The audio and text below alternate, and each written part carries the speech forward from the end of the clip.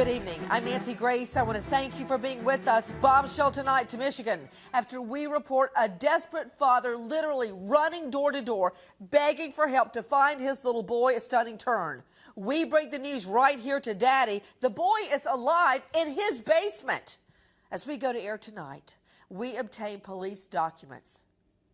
The shocking details of horrific child abuse at the hands of Daddy and stepmother. We want justice for this little boy. I had no idea when I came across the article of the dad looking for his son door to door that this would open up a can of worms that would result in proving not a father desperate to find his child, but a father who allegedly abuses his child along with the stepmother in a horrific manner. Straight out to Susan Candiotti, CNN national correspondent. Susan, what have we learned? Well, a lot more, and there's a lot, Nancy, in this multi-page petition that goes into, as you said, pretty horrific detail about this alleged abuse. Now we are learning that this went on, according to this, for 2 years. Charlie tells authorities that's how long he was abused, hit with a PVC pipe repeatedly, at times too sore to walk or even to sit down. And that day after day, 7 days a week, he had to get up at 5 o'clock in the morning, he told authorities, and do these incredible workouts that included 100 push-ups, 200 sit-ups, 100 jumping jacks, 25 Hold on. Yeah. I'm writing all this down. Everybody joining us from New York, CNN national correspondent Susan Candiotti detailing what we have just learned. We have obtained the written documents from police that detail exactly what little Charlie Bothell told police. Remember, he was going for that criminal forensic interview. What we have found out is so upsetting.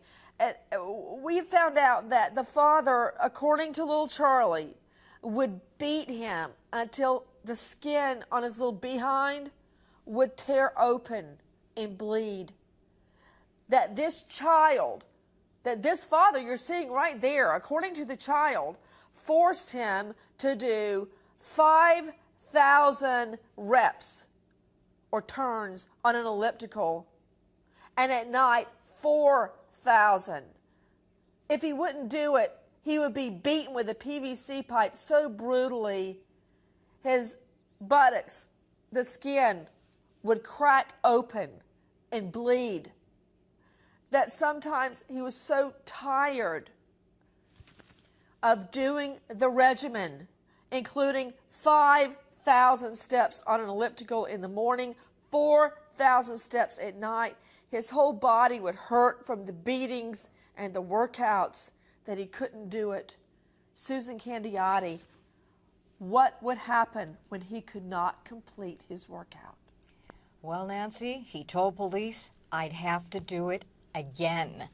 If he didn't complete it in an hour, he had to do it all over again. And he told police, sometimes I couldn't do it. I couldn't do it because I hurt so much. You know, Charlie Langton, we've been on the story from the get-go. Me, Susan Candiotti, and you joining me from WWJ News. And Susan was starting the telling of it.